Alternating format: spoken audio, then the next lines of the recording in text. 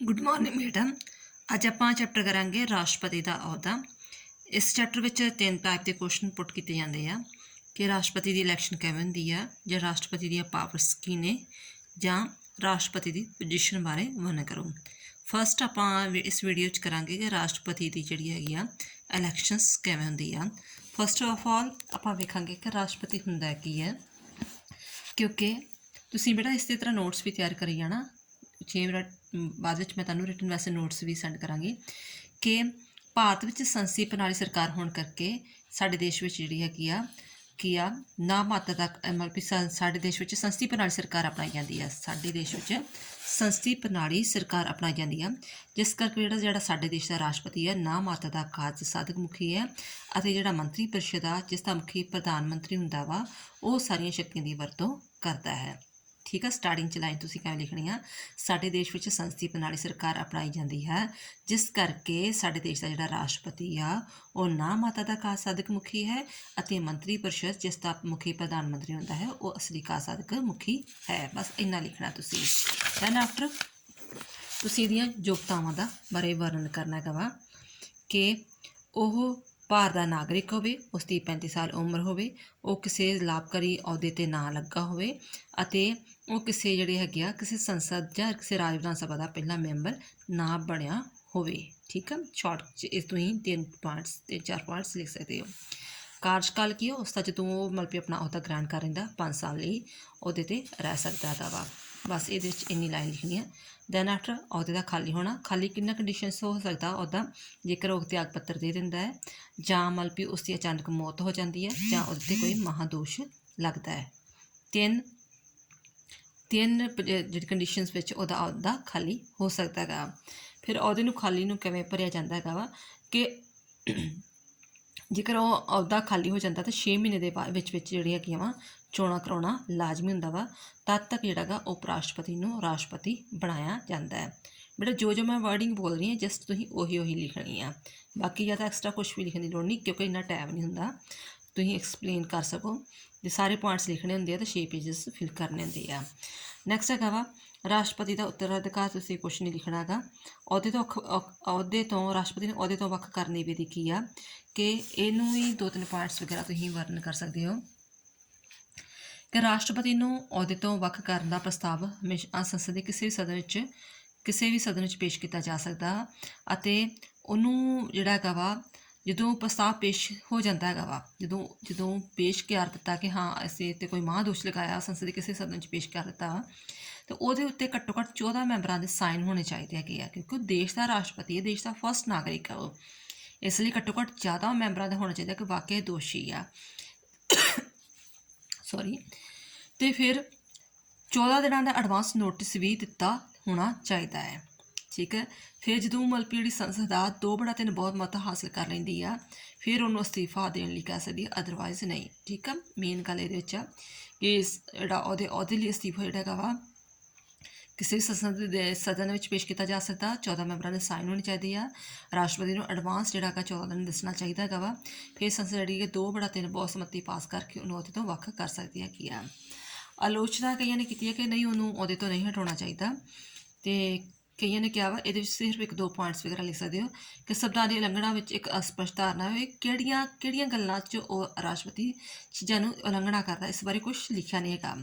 फिर राष्ट्रपति ने अहदे तो वख करने की विधि में भी राज्य विधान सभा में कोई स्थान नहीं दिता, सिर्फ संसद के मैंबरों को पहल दी गई है, जोड़े राज्यों की विधान सभा उन्होंने कोई पहल नहीं दी गई हैगी। ठीक है, 1-2 पॉइंट्स बहुत है।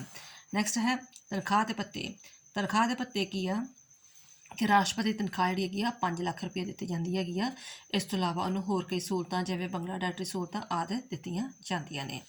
तो जिहड़ा राष्ट्रपति का भवन आ वो हैगा वा नवीं दिल्ली विखे। ठीक है, नैक्सट विशेष अधिकार जिन्होंने आप जिहड़े हैगे आ प्रिविलेजेस ऑफ द प्रेजिडेंट भी कह दिंदे आ, वो किहड़े हैगे आ कि राष्ट्रपति को अपने अधिकारां ते शक्तियां के प्रयोग लई किसी भी अदालत में जिम्मेवार नहीं ठहराया जा सकता, ਉਹਦੇ दौरान उन्होंने गिरफ्तार नहीं किया जा सकता है, उत्ते दीवानी मुकदमा नहीं चलाया जाता। 3 पॉइंट्स कि उत्ते कोई मुकदमा नहीं चलाया जा सकता है, उन्होंने गिरफ्तार नहीं किया जा सकता, तो ना ही दीवानी मुकदमा चलाया जा सकता है।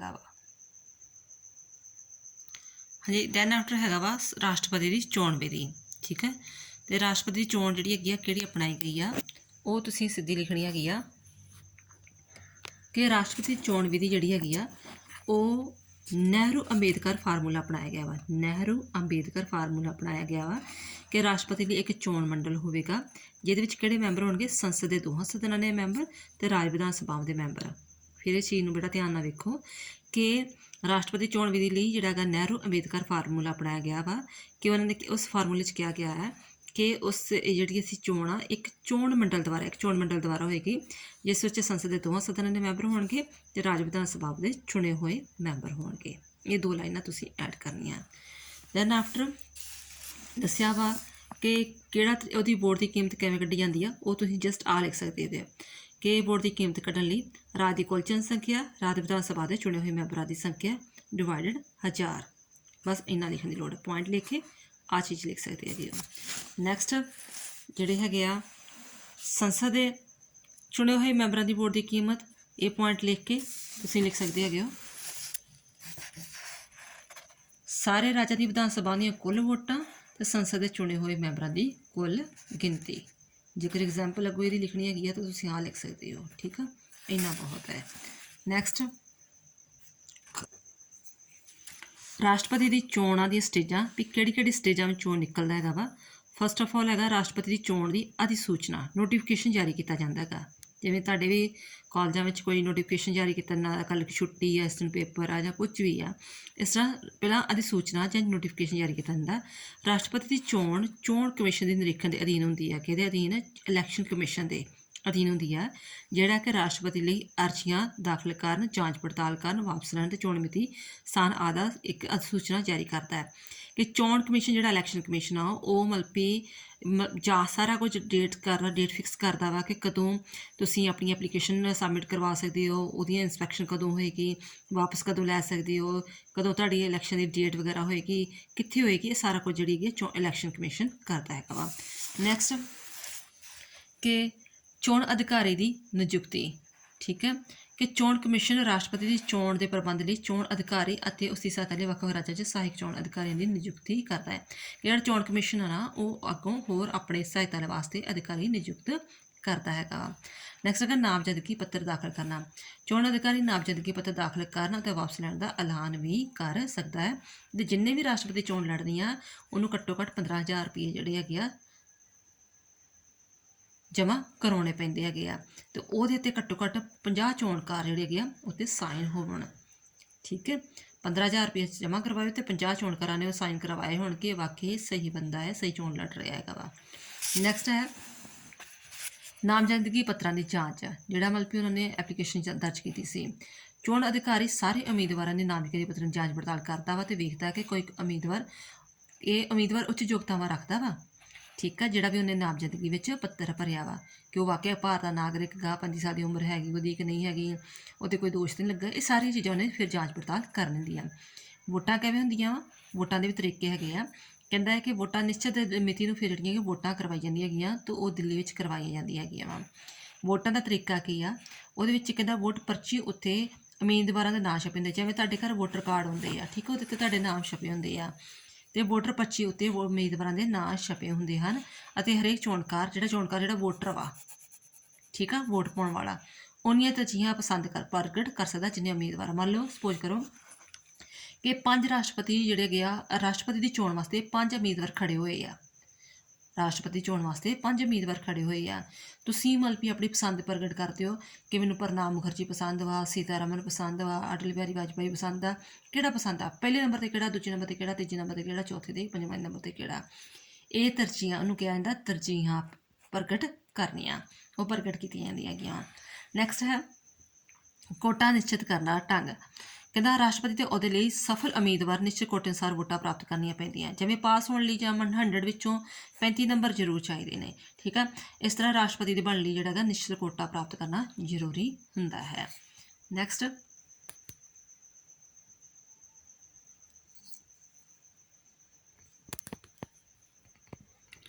ਜਿਹੜਾ ਇਹ ਇੱਕ ਰਾਸ਼ਟਰਪਤੀ ਸੀ ਆਪਣੇ ਇਤਿਹਾਸ ਵਿੱਚ, ਜਿਹੜਾ ਸ਼੍ਰੀ ਨੀਲਮ ਸੰਜੀਵਾ ਰੈਡੀ ਸੀ 6ਵਾਂ ਰਾਸ਼ਟਰਪਤੀ, ਜਿਹੜਾ ਸਰਬਸੰਮਤੀ ਨਾਲ ਚੁਣਿਆ ਗਿਆ। ਜਿਵੇਂ ਤੁਹਾਡੇ ਪਿੰਡਾਂ 'ਚ ਸਰਪੰਚ ਜਿਹੜੇ ਹੈਗੇ ਸਰਬਸੰਮਤੀ ਨਾਲ ਚੁਣ ਲਏ ਜਾਂਦੇ ਆ ਬਿਨਾਂ ਇਲੈਕਸ਼ਨ ਤੋਂ। ਠੀਕ ਹੈ, ਕਿ ਸਾਰਾ ਪਿੰਡ ਹੀ ਬਣ ਜਾਂਦਾ, ਚਲੋ ਇਹਨੂੰ ਸਰਪੰਚ ਬਣਾ ਦਿੰਦੇ ਆ।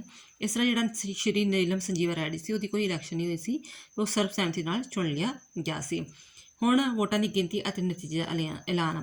ਕਹਿੰਦਾ ਰਾਜਾਂ ਵਿੱਚੋਂ ਵੋਟਾਂ ਦੀ ਪੇਟੀਆਂ ਬੰਦ ਕਰਵਾ ਕੇ ਨਵੀਂ ਦਿੱਲੀ ਮੁੱਖ ਚੋਣ ਅਧਿਕਾਰੀ ਦੇ ਪਾਸ ਭੇਜੇ ਨੇ, ਜਿਹੜੇ ਕਿ ਜਿਵੇਂ ਪੰਜਾਬ, ਹਰਿਆਣਾ, ਰਾਜਸਥਾਨ ਉਹਨਾਂ ਸਟੇਟਾਂ ਦੇ ਜਿਨ੍ਹਾਂ ਨੇ ਵੋਟਾਂ ਪਾਈਆਂ, ਵਿਧਾਨ ਸਭਾ ਦੇ ਮੈਂਬਰਾਂ ਨੇ, MLA ਨੇ ਵੋਟਾਂ ਪਾਈਆਂ ਵਾ, ਉਹਨਾਂ ਦੀ ਪੇਟੀਆਂ ਬੰਦ ਕਰਵਾ ਕੇ ਨਵੀਂ ਦਿੱਲੀ ਵਿਖੇ ਭੇਜ ਦਿੱਤੀਆਂ ਜਾਂਦੀਆਂ ਵਾ। ਅਤੇ ਨਿਸ਼ਚਿਤ ਤਰੀਕ ਨੂੰ ਪੇਟੀਆਂ ਖੁੱਲ੍ਹਦੀਆਂ ਵਾ, ਅਤੇ ਫਿਰ ਜਿਹੜੀਆਂ ਹੈਗੀਆਂ ਉਹ ਗਿਣਤੀ ਹੁੰਦੀ ਕਿ ਪਹਿਲੀ ਪਸੰਦ ਵਿੱਚ ਕਿੰਨੇ ਜਾਣੇ ਕਿਹੜੇ ਰਾਸ਼ਟਰਪਤੀ ਨੂੰ ਵੋਟਾਂ ਪਈਆਂ, ਦੂਜੇ ਪਸੰਦ ਵਿੱਚ ਕਿੰਨੇ ਪਈਆਂ। ਠੀਕ ਹੈ।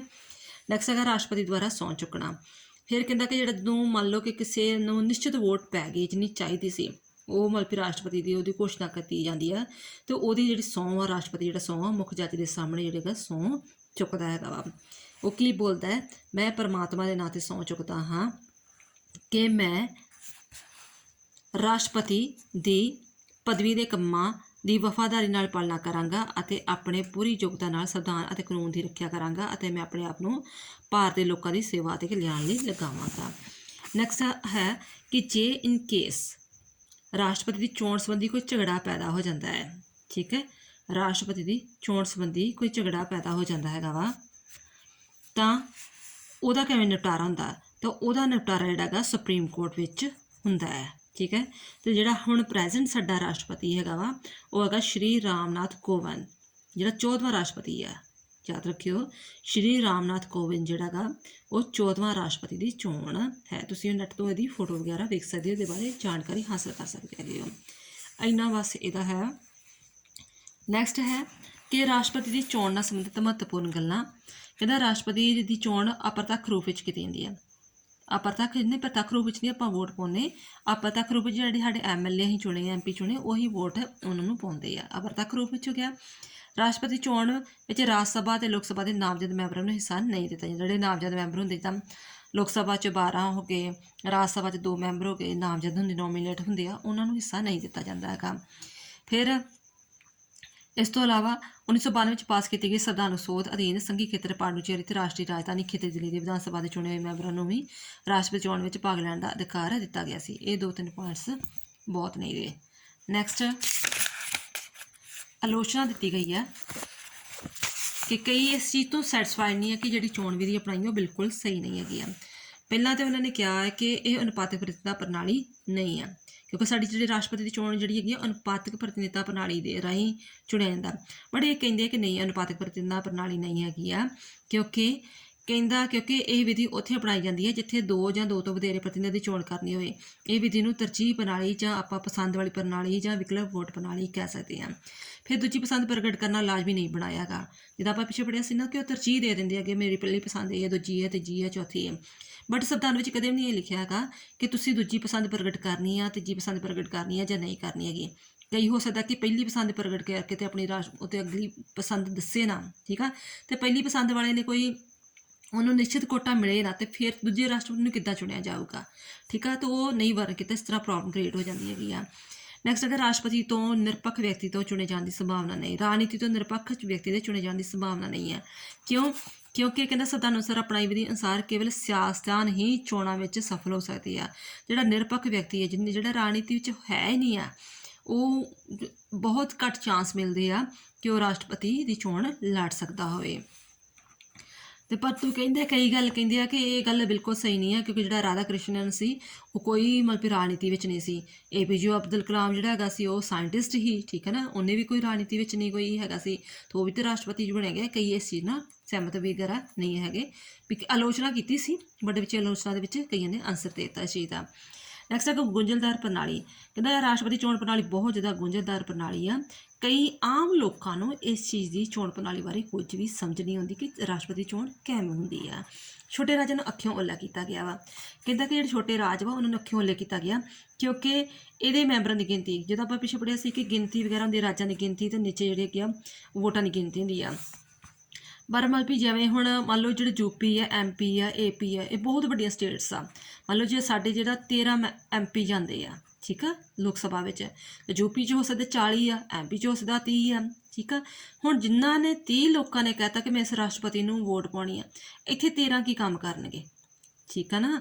ਤੇ ਮਤਲਬ ਵੀ ਜਿਹੜੇ ਹੈਗੇ ਆ ਕਹਿੰਦਾ ਵੀ ਜਿਹੜੇ ਵੱਡੀਆਂ ਸਟੇਟਾਂ ਉਹਨਾਂ ਨੂੰ ਪਹਿਲ ਮਿਲੀ ਜਾਂਦੀ ਤੇ ਇਹ ਇਤਿਹਾਸ ਗਵਾਹ ਵਾ ਆਪਣੇ ਇੰਡੀਆ ਦਾ। ਜਿਹੜੀਆਂ ਵੱਡੀਆਂ ਸਟੇਟਾਂ ਨੇ ਯੂਪੀ ਐਮਪੀ ਏਪੀ ਵਰਗੀਆਂ ਜਿਨ੍ਹਾਂ ਸਟੇਟਾਂ ਨੇ ਜਿਸ ਰਾਸ਼ਟਰਪਤੀ ਨੂੰ ਵੋਟ ਪਾਈ ਉਹੀ ਰਾਸ਼ਟਰਪਤੀ, ਜਿਸ ਬੰਦੇ ਨੂੰ ਵੋਟ ਪਾਈ ਉਹੀ ਰਾਸ਼ਟਰਪਤੀ ਬਣਿਆ ਤੇ ਦੂਜੀ ਸਟੇਟਾਂ ਵਾਲਿਆਂ ਦੀ ਕੋਈ ਵੋਟ ਦੀ ਕੀਮਤ ਨਹੀਂ ਰਹਿ ਜਾਂਦੀ। ਜਿਵੇਂ ਅਰੁਣਾਚਲ ਪ੍ਰਦੇਸ਼ ਆ, ਸਿੱਕਮ ਆ, ਮਿਜ਼ੋਰਮ, ਨਾਗਾਲੈਂਡ ਆ, ਇਹਨਾਂ ਵਿਚਾਰਿਆਂ 'ਤੇ ਤਾਂ ਹੈ ਹੀ ਵੋਟ ਦੀ ਕੀਮਤ ਕਹਿ ਲਓ। ਇਹਨਾਂ ਦਾ ਐਮਪੀ ਐਮਐਲਏ ਇੱਕ ਜਾਂਦਾ ਹੈ। ਮੰਨ ਲਓ ਕਿ ਇੱਥੇ ਐਗਜ਼ਾਮਪਲ ਦਿੱਤੀ ਆ ਕਿ ਜਿਹੜੇ ਐਮਪੀ ਯੂਪੀ ਵਗੈਰਾ ਹੈਗੇ ਆ ਉਹਨਾਂ ਦੀ ਜਿਹੜੀ 83,824 ਆ, 50,000 ਆ, 43,000 ਅਤੇ ਇਹਦੇ ਮੁਕਾਬਲੇ ਵਿੱਚ ਜਿਹੜੀ ਆਹ ਛੋਟੀ ਸਟੇਟ ਵਾ ਇਹ ਵਿਚਾਰਿਆਂ ਦੀ ਕੀਮਤ ਕੀ ਰਹਿ ਜੂਗੀ ਵੋਟ ਦੀ 480, 224, 320। ਇਹ ਤਾਂ ਐਵੇਂ ਅਣਗਹਿਲੀ ਹੋ ਜਾਏਗੀ। ਕਹਿੰਦਾ ਇਸ ਤਰ੍ਹਾਂ ਇਹ ਜਿਹੜੇ ਛੋਟੇ ਰਾਜਾਂ ਨੂੰ ਹਮੇਸ਼ਾ ਅੱਖਿਓਂ ਓਹਲੇ ਕੀਤਾ ਜਾਂਦਾ ਹੈ। ਪਰੰਤੂ ਰਾਸ਼ਟਰਪਤੀ ਚੋਣ ਵਿਧੀ ਇੱਕ ਵਿੱਚ ਪਿੱਛੇ ਲਿਖੇ ਦੋਸ਼ਾਂ ਦੇ ਬਾਵਜੂਦ ਵੀ ਡਾਕਟਰ ਆਰ.ਕੇ. ਬੰਵਾਲ ਨੇ ਇਸ ਪ੍ਰਣਾਲੀ ਨੂੰ ਸੰਵਿਧਾਨਕ ਵਿਵਸਥਾ ਨੂੰ ਮੌਲਿਕ ਦੇਣ ਕਿਹਾ ਹੈ। ਬਸ ਇਹ ਬੇਟਾ ਇਹਦਾ ਹੋ ਗਿਆ ਫਸਟ ਕੁਐਸਚਨ ਕਿ ਰਾਸ਼ਟਰਪਤੀ ਦੀ ਚੋਣ ਕਿਵੇਂ ਕੀਤੀ ਜਾਂਦੀ ਆ, ਚੋਣ ਉਹਦੀ ਯੋਗਤਾਵਾਂ ਅਤੇ ਵਿੱਚ ਆਲੋਚਨਾ ਵਗੈਰਾ ਆ ਨਾ। First question complete. I hope ਤੁਹਾਨੂੰ ਇਹ ਕੁਐਸਚਨ ਚੰਗੀ ਤਰ੍ਹਾਂ ਸਮਝ ਆ ਗਿਆ ਹੋਵੇ। ਫਿਰ ਵੀ ਕੋਈ ਚੀਜ਼ ਨਾ ਸਮਝ ਆਏ ਤਾਂ ਤੁਸੀਂ ਪੁੱਛ ਸਕਦੇ ਹੋ। ਥੈਂਕਸ ਬੇਟਾ।